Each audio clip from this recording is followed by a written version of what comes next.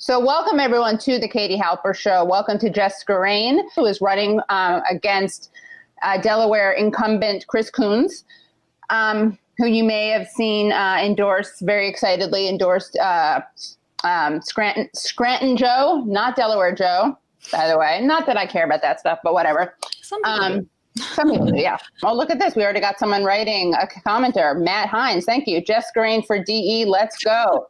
I'll be a proud voter. Great. Oh, we got $3. I'll send you those $3. We got some mean things that have been said about her opponent that Jess does not condone. Please tell us what made you decide to get into politics. It's because we are a country that's very clearly in crisis. And we are facing wealth inequality, racial inequality, climate catastrophe, mass incarceration. All of these things, public health crisis, are happening at the exact same time. And what I have seen for my entire lifetime are leaders, and I use that sort of loosely, who only are willing to really nibble around the edges of the change that's necessary, who are only willing to sort of move the same pieces on the board over and over and never truly address the root causes of the issues that so many people in this country are facing. And I'm simply fed up with that. It has led to a government that fails to adequately take care of its people. And it has led to all of the crises that we're facing. And the way that I've tried to fight back against that for the years that I've been an adult and lived in Delaware were really through volunteerism and nonprofit work.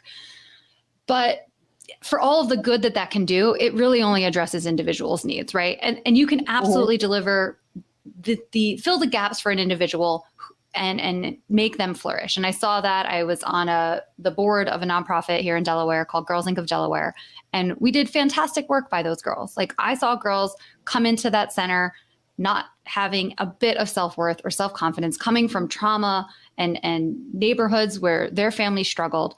And I saw them change and I saw them find their space in the world. But the problem was that there was always another girl who was ready to come through that door. Because we're not changing the fact that her mom and dad are working 2 and 3 jobs. We're not changing the fact that they're living in neighborhoods that have been polluted and ignored and divested from, that their housing is falling apart and their landlords don't care. And these are the issues that we actually have to change and focus on.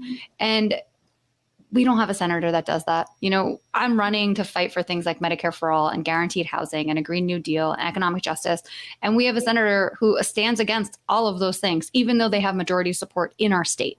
Right. And it's time that we actually have representatives who are taking the platform from the people and bringing that to Washington and fighting for it, fighting alongside people for the things that they want.